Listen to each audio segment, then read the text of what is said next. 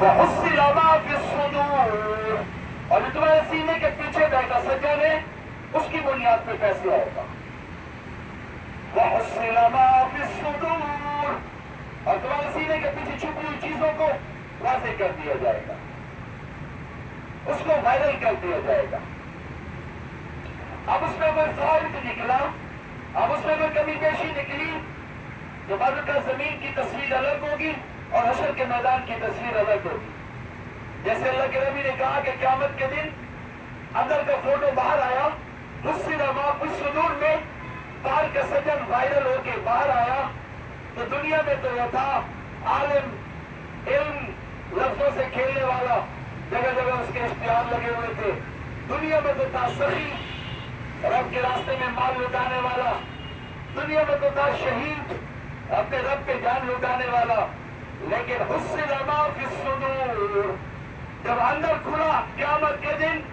تو پتہ چلا کہ یہ تینوں صفتیں عبادت کے لیے نہیں کی گئی تھی، علم لوگوں کو امپریس کرنے کے لیے، سخاوت لوگوں سے داد لینے کے لیے، اور لڑائی اور مر جانا اپنی شجاعت کے ہنر دکھانے کے لیے. اللہ کہے گا تمہارے اندرونی انسان میں سے آخرت کے جہان میں میرے لیے پیش کرنے کو کچھ بھی نہیں ہے، لہذا تمہارے بورڈ، تمہارے اشتہار اور تمہارے نعرے وہ ہم نے گھر تمہارا پورا کر دیا. دنیا میں تمہارے بچوں کو اور تمہیں دنیا سخی کہتی تھی، کھاتا پورا ہو گیا. تم نے بھی سودا دنیا کا کیا تھا، کون تمہارا شہید کا بورڈ لگ گیا قبرستان میں کہ تم بڑی شہادت کے درجے پہ فائز ہو، اور تمہاری جگہ جگہ پہ اشتہار چھپ گئے، بڑا بیان ہونے جا رہا ہے، بڑا شعلہ بیانی ہے، وہ سب کچھ تمہیں ہم نے وہاں لوٹا دیا. حصل ما فی الصدور، اندر کا وائرل ہوا تو آج متخالی رب کے سوالی کچھ بھی نہیں نکلا. لہذا قیامت کے دن جو فیصلہ ہے وہ اندر والے کے حساب پہ فیصلہ ہے. اب اگر اندر والا سمجھایا نہ جائے، اب اگر اندر والا بتایا نہ جائے تو دین کیسے سمجھ آئے گا؟ جو اصل مقصود ہے گفتگو میں، جو اصل مخاطب ہے گفتگو میں، جیسے اللہ کہتا ہے کہ سنو وَإِن تُبْدُوا مَا فِي أَنفُسِكُمْ أَوْ تُخْفُوهُ، چاہے تم اندر سے کوئی بات باہر نکالو یا اندر ہی چھپائے رکھو، أَوْ تُخْفُوهُ، یا چھاتی کے پیچھے ہی چھپائے رکھو. یہ جو تم نے باہر نکالی ہے یہ تو ریکارڈ ہو گئی، یہ تو سب نے سن لی، یہ تو CCTV کیمرے میں آ گئی، یہ تو ظاہر ہو گئی، اس میں تو دنیا بھی گواہ ہو گئی. لیکن اللہ کہہ رہا ہے وہ جو تم نے اندر چھپائی ہے وہ تم نے باہر نہیں نکالی، وہ جو باہر اور اندر مختلف ہے. یحاسبکم بہ اللہ، ہم تمہاری اس اندر والی بات کا بھی محاسبہ کریں، پھر اس کا بھی حساب دینا پڑے. اس لیے اس آیت کی روشنی میں یہ جان لینا چاہیے کہ اگر کوئی بندہ اندر کسی بھی غلط کام کا مصمم ارادہ لیے پھر رہا ہے کہ کسی صورت میں چک نہیں رہا لیکن اس کو موقع نہیں مل رہا، کوئی گناہ ہے، کوئی شر ہے، کوئی فتنہ ہے، موقع نہیں مل رہا، لیکن اندر مصمم ارادہ لے کے پھر رہا ہے اور وہ اسی ارادے پہ اگر مر گیا تو یہ اندر کے مصمم ارادے کی بھی قیامت کے دن پکڑ ہوگی.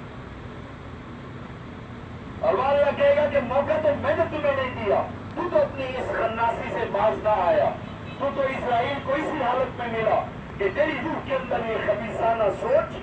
اور یہ مصمم پختہ ارادہ اس گناہ کا، اس غلط کام کا موجود تھا، وہ تو تیرے ہتھے نہیں لگا، وہ تو تمہیں موقع نہیں ملا. دنیا میں زمین پہ کسی کو گواہ بناتا، لیکن وہ حصل ما فی الصدور، اللہ کہہ رہا ہے یحاسبکم بہ اللہ، رب کہہ رہا ہے میں تمہاری اس نیگیٹو منفی سوچ کا بھی محاسبہ کروں گا، احتساب کروں گا، یہ بھی پکڑی جائے گی. اب میں دین کی یہ خوبصورت باتیں کیسے کھول سکتا تھا اگر اندر والا اور باہر والا اس کے اوپر سیر حاصل گفتگو نہ کی جائے.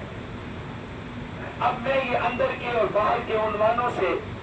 اس مٹی کے گہرے سے بنا ہوا اور پار کے جہان سے آئے ہوئے سجن کے اوپر اس آسمانی وحی کی روشنی میں گفتگو نہ کروں تو مجھے بتائیں یہ دینی امور کیسے سمجھ آئیں گے؟ کئی بڑے بڑے گناہ ہیں جن کا مرکز اندر والا ہے تو جسم پہ تو ہوتے ہی نہیں ہے، جیسے حسد، ومن شر حاسد اذا حسد، جلنا کڑنا، ترقی کسی کو ملے، وقت کسی کو ملے اور جلنے کوئی لگ جائے،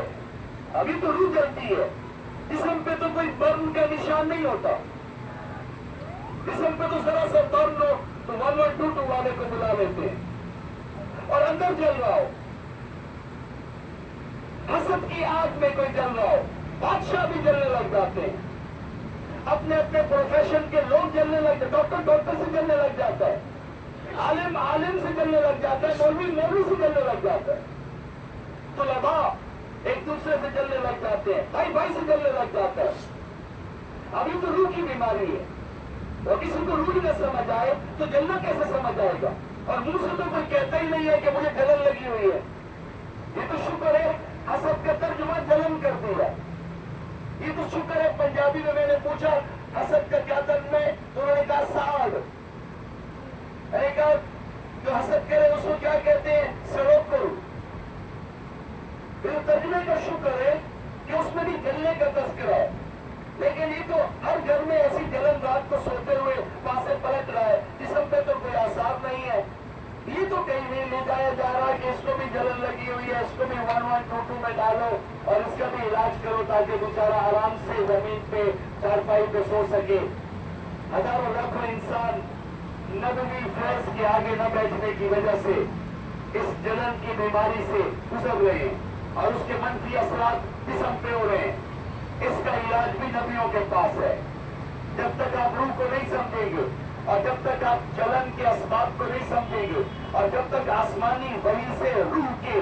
تعارف کے بعد اس کے اوپر جلن کے اثرات کا تدارک نہیں کیا جائے گا اور اس چلنے والے کی صحیح اصلاح نہیں کی جائے گی، تب تک کروڑوں انسانوں پہ مبنی لوگ جسم کی صحیح سلامت ہوتے ہوئے بھی راتوں کے اپنے بستر کے اوپر پاسے پلٹتے رہیں گے اور اپنی نیندیں خراب کرتے رہیں گے جو اللہ نے آرام کے لیے بنائی تھی۔ اس لیے میں یہ ایک مثال دے کے آج رخصت مانگ رہا ہوں کہ ہمیں اس جہان والا اور پار والا سجن اس کا تعارف بڑی گہرائی کے ساتھ ہونا آسمانی وحی کی روشنی میں ضروری ہے، ورنہ یہ امن اور سکون جلن فری، کینہ فری، بغض فری، شرک فری، ریا فری روح کو اس دنیا میں لانے کے لیے، اس کو بنانے کے لیے آسمانی وحی کی ضرورت ہے، کیونکہ روح کسی فوٹو میں نہیں آتی، لوگ اس کو جسمانی طرز میں گنتے ہیں۔ اللہ نے اس کے اوپر بڑی اپنے کلام میں سیر حاصل گفتگو کی ہے، اس روح کے اوپر وقت کا نبی گواہ ہے، اور ہم اس نبی کے الست بربکم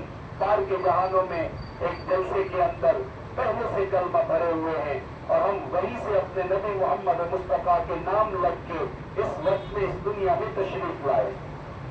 تو یہ جسمانی وجود میں آنا اور ہمارے وجود کی کسی اصلیت کو ہونا، یہ علم آج تک کبھی کوئی سائنس، کوئی انسانی سوچ، کوئی تجربہ وہ ابھی تک پہنچ نہیں سکا۔ اگر کبھی پہنچے گا بھی تو روشنی نبیوں سے لے گا، کیونکہ یہ راز اللہ نے آسمان کی چھت کے نیچے سوائے نبیوں کے کسی پہ نہیں کھولے، اور اگر اس راز کی کسی صحیح تصویر پہ کبھی بھی انسان پہنچے گا تو پیچھے کوئی نہ کوئی وقت کا نبی کھڑا ہوگا۔ اس کی وجہ ہے کہ یہ علم اس دنیا میں منتقل کرنے کے لیے آپ کو پار کے جہان سے، مشاہدے سے نکل کے پار کے امر کے جہان کے، الا لہ الخلق والامر، امر کے جہان سے اللہ کی خصوصی شفقت کے ساتھ وحی کا حصول ضروری ہے۔ تو اس دنیا میں سوائے نبیوں کے اللہ کسی کو نہیں عطا فرماتا، لہذا انسانی ہستی کی اس یاد کو، انسانی پہچان کے اس سفر کو تکمیل دینے کے لیے یہ ہماری آج کی نشست بھی تھی۔ یہ مجھ تک بات پہنچی ہے تو آپ تک پہنچی ہے کہ نئے بچے پیدا ہو رہے ہیں،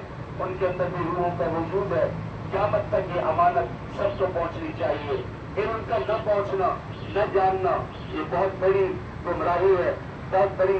ضلالت ہے، بہت بڑا اندھیرا ہے۔ علم پہنچ جائے اور عمل نہ کرے تو چلو کم از کم معلومات تو ہوتی ہیں، پر علم کہیں نہ پہنچنا یہ بہت بڑی کمی بیشی کی علامت ہے۔ میں دعا کرتا ہوں پروردگار عالم کریم کم از کم ہمیں اور ہماری اولادوں کو آسمانی علوم کی روشنی میں ہماری خود شناسی کے اوپر جو علم ہے اسے تو مالک روشناس فرما کے ہماری روحوں کو مزین فرما دے، اور ہم جان کے اس دنیا میں جینے والے بن جائیں اور ہم اندھیروں میں رہنے والے نہیں۔ اب یہ روحانی گفتگو کا شعبہ تھا جو میں نے آج پیش کیا ہے، بہت مشکل ہے اس چکا چوند رنگوں کے جہان میں پار سے آئے ہوئے جہان کے سجن کی گفتگو کرنا یہ بہت ہی روحانی اور ما فوق الفطرت قسم کی مست گفتگو ہوتی ہے. اس کو رنگوں میں، جسموں میں اور نظام کے اندر قید کر کے گفتگو کرنا بہت مشکل ہوتا ہے. بہت سے تانے بانے اس وجود کی وجہ سے اور نظر آنے والے جہان کی وجہ سے رہ جاتے ہیں. لیکن اگر ایک دفعہ وہ مست وجود اپنے مٹی کے بت سے جدا ہو کے